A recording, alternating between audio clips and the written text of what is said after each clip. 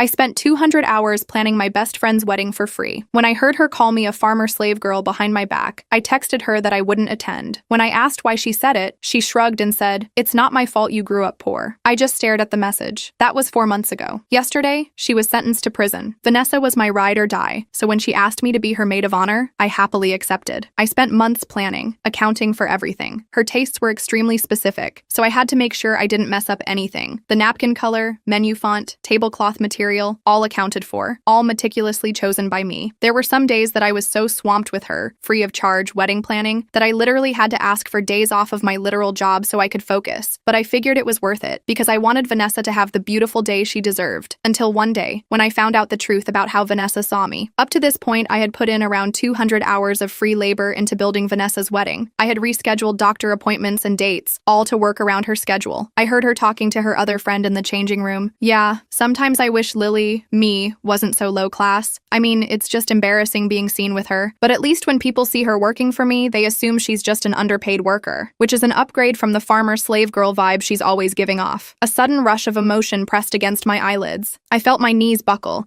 and I had to resist the urge to break down. She knew me being poorer was my biggest insecurity. She knew how much I had worked to get where I am today. I could have canceled all of the wedding plans. I could have let her wedding day become one big, large-scale prank. I could have thrown thousands of her dollars down the drain, but I didn't do any of that. Instead, I continued to plan her wedding, because I still believed that beneath it all, Vanessa was a good person. I did decide on one thing, though. I would not be attending the wedding. I texted her the day before, letting her know of my absence and what I had heard her say about me. I clarified that there was no bad blood, but I just didn't think someone with any negative emotions should even be there when she gets married. She didn't reply. And the day after her wedding, I blocked her number because I knew she had taken advantage of me and never wanted to talk to her again, TBH. I didn't hear from her again until her Instagram post came up on my feed 3 days later. It was one of those slideshow posts, and each photo was a photo from the intricately planned wedding she had. So lucky to have had time to plan all this all by myself. It was hard, but nothing good worth having is ever easy, was the caption. In the comments, her friends were all praising her, offering 4 or even 5 figures for Vanessa to plan their wedding, money that could have been mine. But it was obvious the post was to get a reaction from me, so instead, I just blocked her on everything. Goodbye, Vanessa. Fast forward 3 months, and I was living my life without her. And I assumed Vanessa was too. Boy, was I wrong. I was pulling out of my driveway on the way to work when I noticed my brakes felt mushy. Luckily, I had just gotten in a car crash a few years back, so I was ultra paranoid of this kind of thing. So as soon as I noticed, I got the car to stop and called a mechanic. What he told me broke my heart. Someone had tampered with my brakes, and there was only one person who had my spare car key, Vanessa. Usually, I'm not the type of woman to get angry, but I'm never the type of woman to get walked all over. So when I realized what Vanessa had done, I was ready to ruin her. And by the time I was done, she'd be the one wishing we never met. I need to call the police, I told the mechanic, William. My hands were shaking as I pulled out my phone. The police came and took a report, but they weren't exactly rushing to investigate. Without cameras or witnesses, they said, it would be difficult to prove who did it. They asked if I had any enemies or had received any threats. I mentioned Vanessa and our falling out, but even to my own ears, it sounded thin. A former friend upset about wedding drama? It didn't seem like enough motive for something this serious. I called my landlord and got the locks changed on my apartment that same day. I started parking my car in the garage instead of the driveway. I checked under it every morning before driving anywhere. I became hyper-aware of my surroundings, jumping at unexpected noises and constantly looking over my shoulder. A week after the brake incident, I was grocery shopping when I spotted a familiar figure at the end of the aisle. Derek, Vanessa's husband. He saw me too, and for a moment we just stared at each other awkwardly. I considered turning around and avoiding him, but something made me push my cart forward instead. Hey, I said when I reached him. Jennifer, he nodded, looking uncomfortable. How are you? Oh, you know, just trying not to die in a car accident, I said before I could stop myself. His brow furrowed. What? Someone cut my brake line last week. Could have killed me if I hadn't noticed something was wrong. Derek's face went pale. That's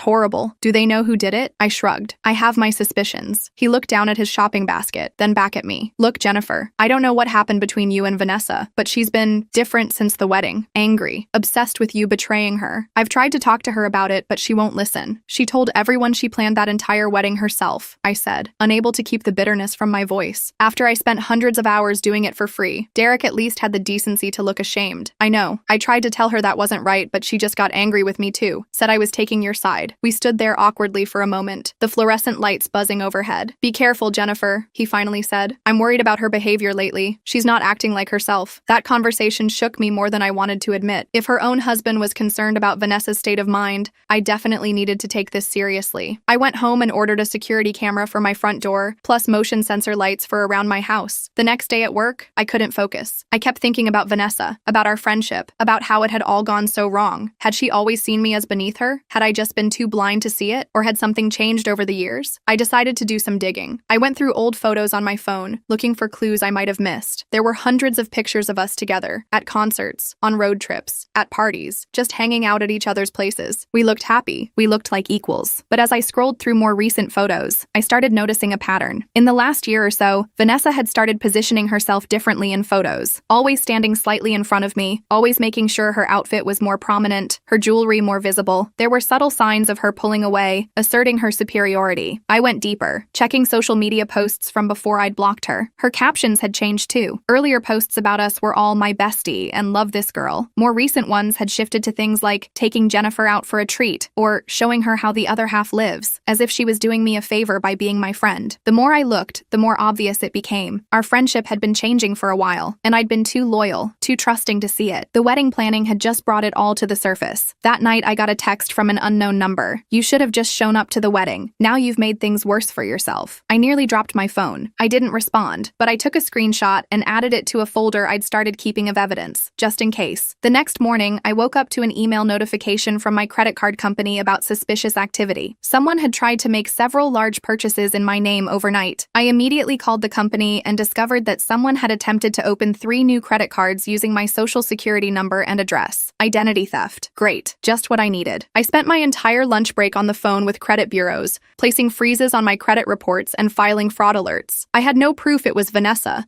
but the timing was too convenient to be coincidental. She knew all my personal information, my birthday, my mom's maiden name, probably even my social security number from when we'd rented that beach house together years ago. That weekend, I was supposed to go on a 3rd date with Robert, a guy I'd been seeing. We'd been taking things slow, just casual dinners and a movie so far, but I was starting to really like him. He was easy to talk to, made me laugh, and seemed genuinely interested in my life. But with everything going on with Vanessa, I was hesitant to drag someone new into my drama. I almost canceled, but then decided I deserved a normal night out. I'd been living in fear for weeks, jumping at shadows and checking my rearview mirror constantly. I needed to remember what normal felt like. We met at a small Italian restaurant downtown. Robert was already waiting at a table when I arrived, looking handsome in a blue button-down shirt. He stood up when he saw me, giving me a warm hug. "You look beautiful," he said as I sat down. I felt myself relax for the first time in days. We ordered wine and pasta, and for a while, I managed to forget about Vanessa and all the chaos. Robert told me about his week at work. He was an architect, currently working on redesigning a local community center. I shared some stories about my coworkers, carefully avoiding any mention of brake lines or identity theft. It was nice, normal, exactly what I needed. After dinner, we decided to walk around downtown for a bit, enjoying the mild evening. Robert took my hand as we strolled past shop windows and street performers. I was just starting to think this night might end with a real kiss when I spotted her, Vanessa, standing across the street, staring directly at us. I froze mid-step, my hand tightening around Robert's. He looked at me with concern, then followed my gaze across the street. By then, Vanessa had turned and was walking quickly away, her blonde hair swinging behind her. "What's wrong?" Robert asked. "You look like you've seen a ghost." That was my ex-best friend," I managed to say. "The one I told you about who got married recently. The bridezilla?" Robert raised an eyebrow. Weird coincidence running into her here. But it wasn't a coincidence. I knew it wasn't. Downtown had dozens of restaurants and bars spread across several blocks. The chances of Vanessa randomly being across the street from the exact restaurant where I was having dinner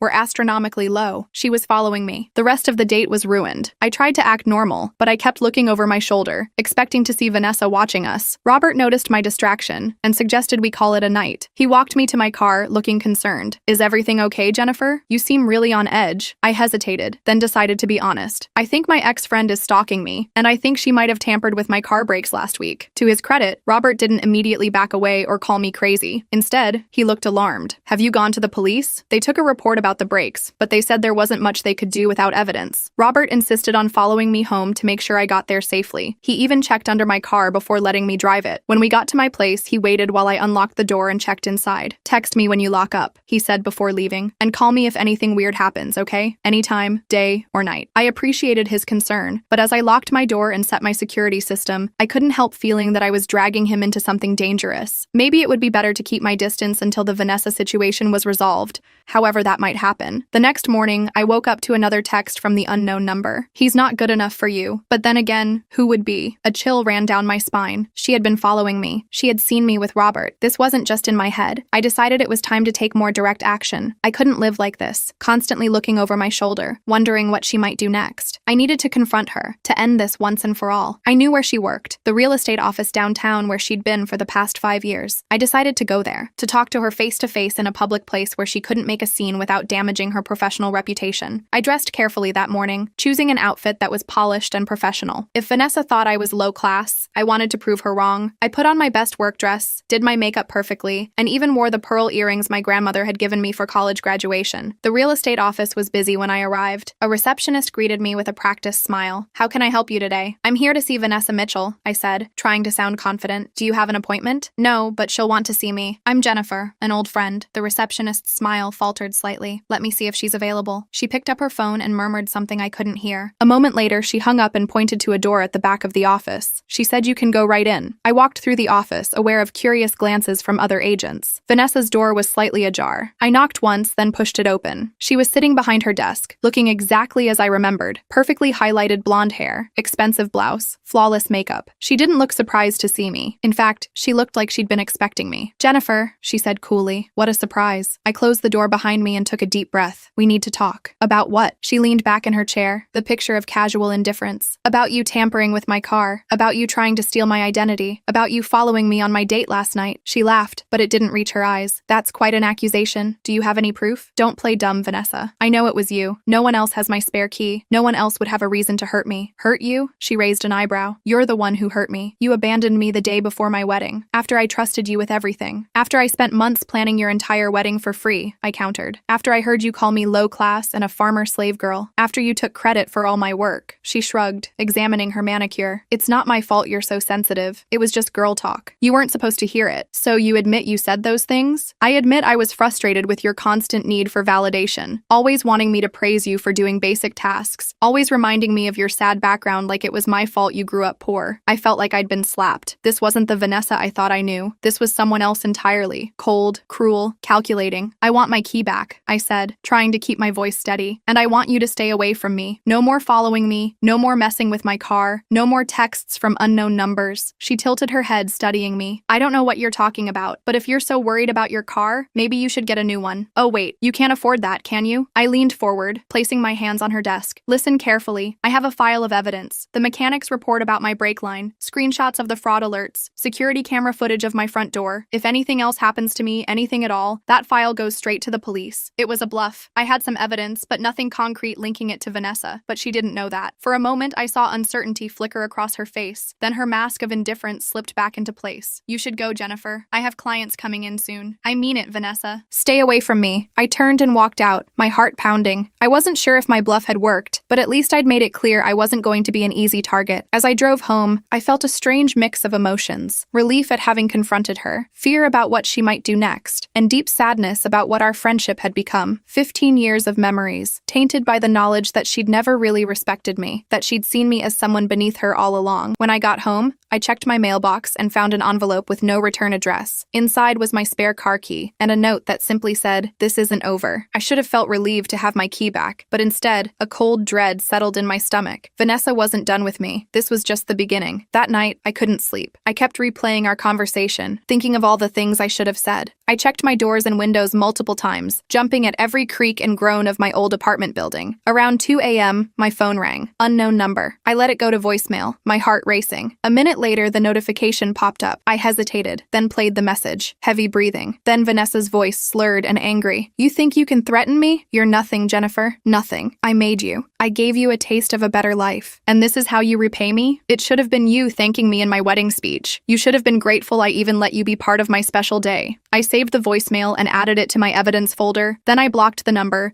knowing she'd just find another way to contact me if she wanted to. The next morning, I woke up to a notification from my bank. My account was overdrawn. I logged in, panicking, to find that someone had withdrawn nearly all my money, leaving me with just enough to trigger the overdraft when my automatic rent payment went through. I called the bank immediately. They confirmed that the withdrawal had been made in person, at a branch across town. The person had my ID and knew my security questions. They were launching an investigation, but in the meantime, my account was frozen. I was officially broke. My rent check would bounce. I had maybe $50 in cash to last until the bank sorted things out, which could take days or even weeks. This was no longer just harassment. This was financial ruin, and I knew exactly who was behind it. Usually, I'm not the type of woman to get angry. I'm a peacemaker, a people pleaser, someone who tries to see the best in others. But as I sat there, staring at my empty bank account, something inside me snapped. I was never the type of woman to get walked all over. Not anymore. Not after everything I'd been through to get where I was. So when I realized what Vanessa had done, how she'd systematically tried to destroy my life because I dared to stand up for myself,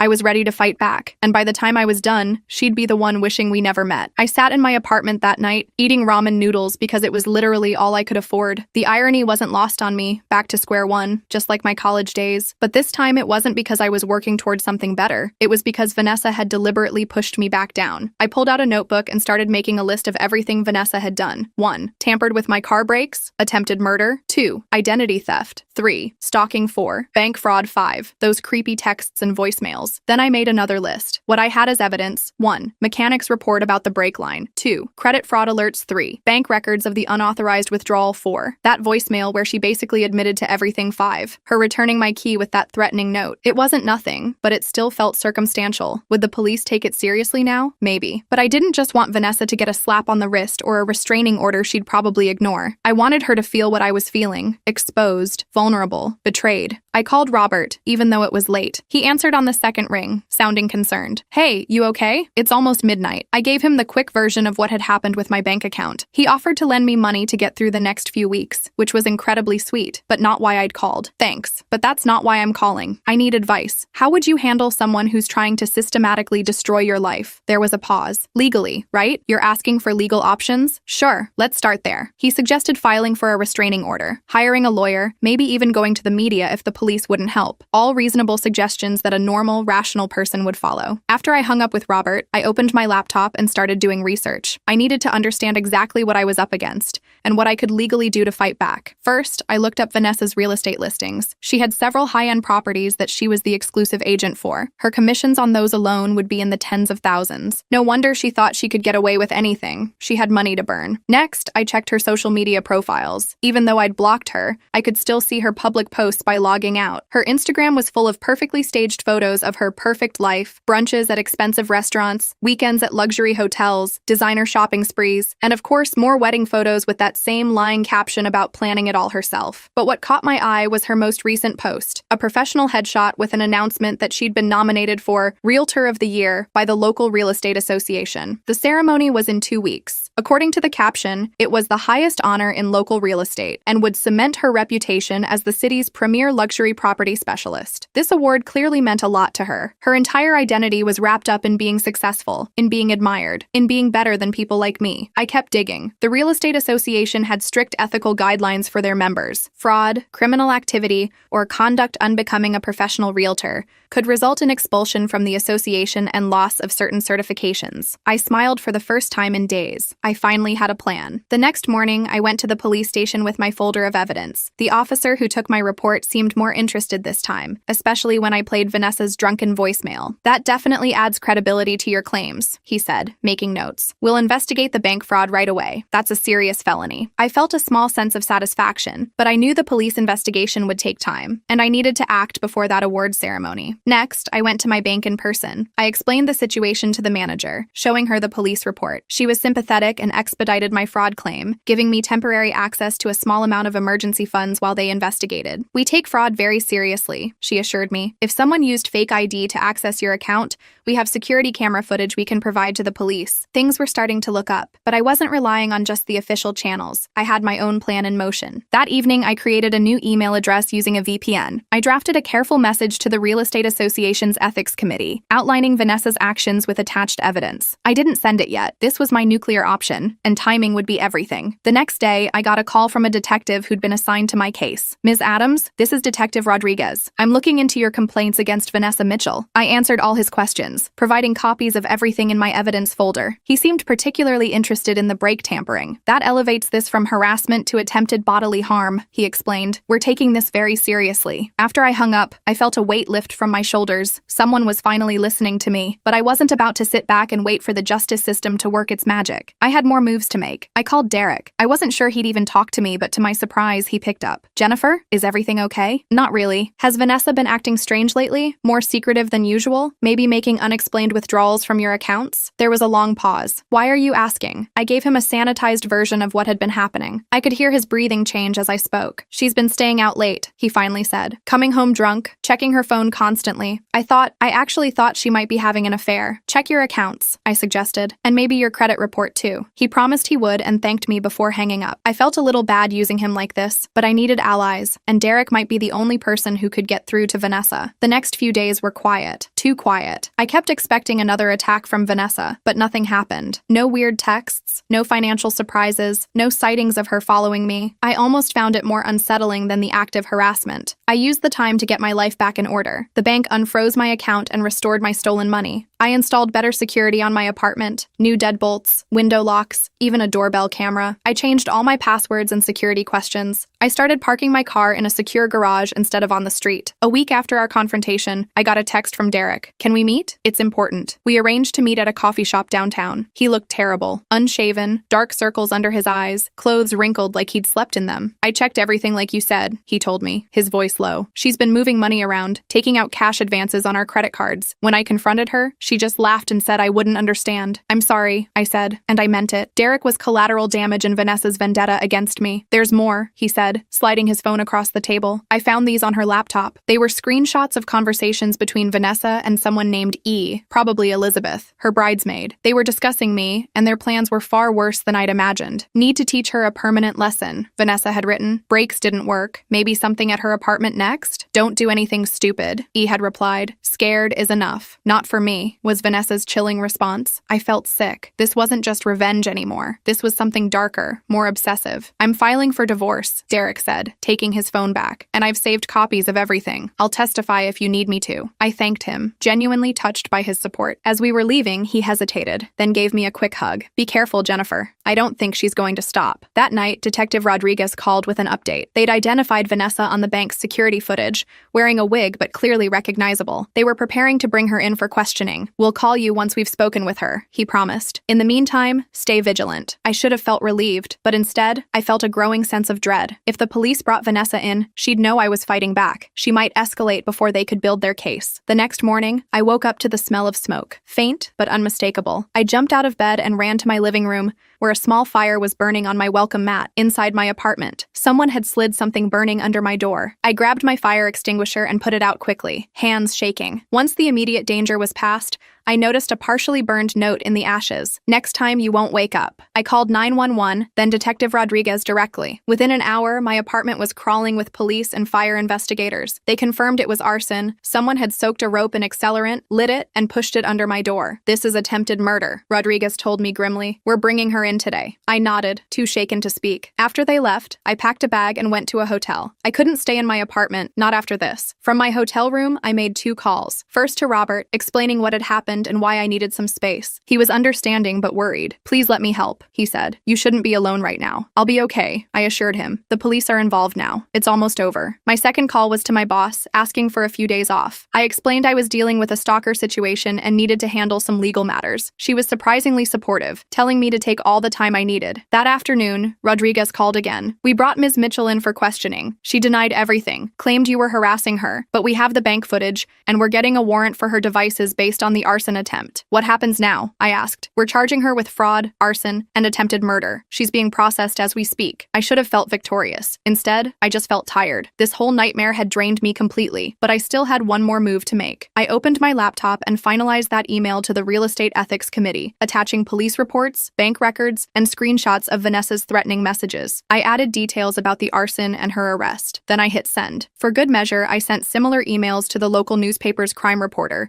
and to the organizers of the Realtor of the Year award. I wasn't being vindictive. I was making sure Vanessa couldn't hurt anyone else the way she'd hurt me. 2 days later, Vanessa was released on bail pending trial. Her conditions included no contact with me and wearing an ankle monitor. I was still staying at the hotel, not quite ready to return to my apartment. The day before the real estate awards ceremony, the The local news broke the story. Prominent realtor charged with fraud, arson, and attempted murder. The article detailed Vanessa's crimes, including quotes from Detective Rodriguez and bank officials. There was even a statement from the Real Estate Association announcing her suspension pending investigation. I watched her perfect life crumble in real time. The award nomination was rescinded. Her brokerage put out a statement distancing themselves from her. Her social media accounts went dark. Derek filed for divorce, citing her dangerous and criminal behavior. The final blow came a week later. I was back in my apartment with new security doors and a top-of-the-line alarm system when I got a call from Rodriguez. Thought you'd want to know, Mitchell accepted a plea deal. She's looking at 3 to 5 years for the fraud and arson charges.